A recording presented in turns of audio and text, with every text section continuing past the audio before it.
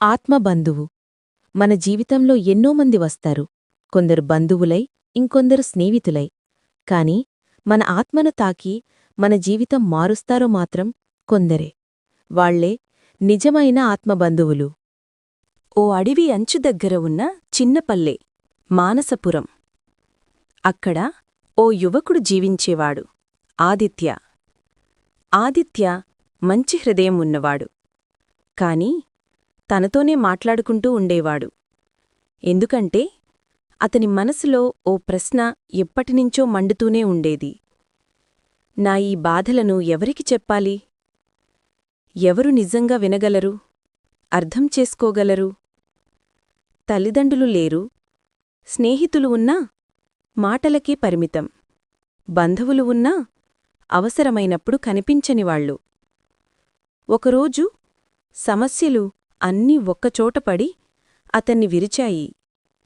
జీవితం భారంగా అనిపించిన ఆదిత్య అడవిలోని సరస్సు దగ్గరికి వెళ్ళి ఒంటరిగా కూర్చున్నాడు. ఎవరైనా ఉంటే బాగుండేది, నన్ను అర్థం చేసుకునే ఒకరైనా అని అతను నిట్టూర్పు విడిచాడు. అంతలో రహస్యమైన వ్యక్తి ప్రవేశం. అక్కడ ఒక్కసాలిగా ఓ మృదువైన స్వరం వినిపించింది. ఎవరూ లేరని ఎందుకనుకుంటున్నావు? ఆదిత్య ఒక్కసారిగా లేచాడు. తన ముందు తెల్లని వస్త్రాలు ధరిస్తూ ప్రశాంతమైన ముఖంతో ఓ పెద్దాయను నిలబడి ఉన్నాడు.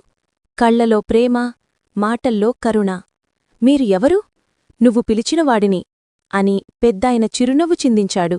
ఆదిత్య ఆశ్చర్యపోయాడు. అతను మనసులో ఏమనుకున్నాడో ఈ వ్యక్తి ఎలా తెలుసుకున్నాడు?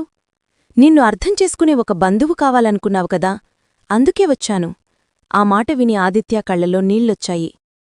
ఆత్మబంధువు ఎవరు? పెద్దాయన అతని పక్కన కూర్చున్నాడు. ఆదిత్య చేతిని తన చేతిలోకి తీసుకుంటూ అన్నాడు. నీ బంధువులు రక్త సంబంధం వల్ల వస్తారు, నీ స్నేహితులు పరిచయంతో వస్తారు. కాని ఆత్మబంధువు మాత్రం జన్మల అడ్డంబడకుండా వస్తాడు అన్నాడు పెద్దాయన. అయితే మీరు నా ఆత్మబంధువా? నేను కాదు బిడ్డా, నీ ఆత్మని, నీ నిజమైన బంధువు జన్మనుంచి నీతోనే ఉంది. నీ బాధలో నీవే పిలుస్తావు, నీ ఆనందంలో నీవే నవ్వుతావు. కాని నిన్నే నువ్వు మర్చిపోతూ ఉంటావు. ఆదిత్య అయోమయంగా అడిగాడు. అంటే నేను ఎన్నాళ్లుగానో వెతుకుతున్న బంధు నాలోనే ఉన్నాడా? పెద్దాయన చిరునవ్వు. అవును బాబూ, నీకు నిజంగా అర్థం చేసుకునేవాడు నీ అంతరాత్మే. ఒక కీలకమైన సంభాషణ. ఆదిత్య: కాని నేను ఎందుకు బాధపడుతున్నాను? పెద్దాయన: ఎందుకంటే నువ్వు నీ ఆత్మబంధువుకు దూరమయ్యావు. మనసు శబ్దం ఎక్కువైంది, ఆత్మనిశ్శబ్దం వినబడటం లేదు. ఆదిత్య: అయితే నేను ఏం చెయ్యాలి? పెద్దాయన: రోజు కొద్దిసేపైనా నీతో నువ్వు కూర్చో, నిశ్శబ్దాన్ని విను, ఆత్మతో మాట్లాడు చూడు, అప్పుడు నీకు అన్ని సమాధానాలు కనిపిస్తాయి. నిజం బయటపడింది. ఆదిత్య చేతులు జోడించి అన్నాడు. మీరు నిజంగా ఎవరు? మీరు దేవుడా?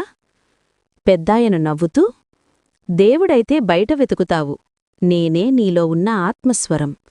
నువ్వు వినాలనుకున్నప్పుడు రూపం దాల్చుకుని వస్తానంతే. ఆ మాట చెప్పగానే పెద్దాయన క్రమంగా వెలుగులో మాయమయ్యాడు. ఆదిత్య ఆశ్చర్యంతో నిలబడ్డాడు.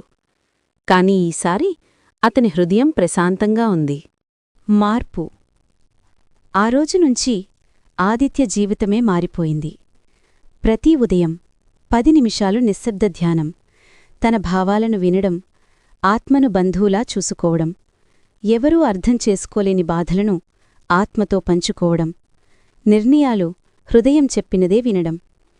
అతనిలో ప్రశాంతత పెరిగింది, ఆత్మవిశ్వాసం పెరిగింది, జీవితం అందంగనిపించింది. పల్లెవాళ్లు కూడా అతని మార్పు చూసి ఆశ్చర్యపోయారు. ఎవరైనా కష్టం చెబితే ఆదిత్య ఒకే మాట చెప్పేవాడు: నీ ఆత్మతో మాట్లాడి చూడు, అది నీ నిజమైన బంధువు.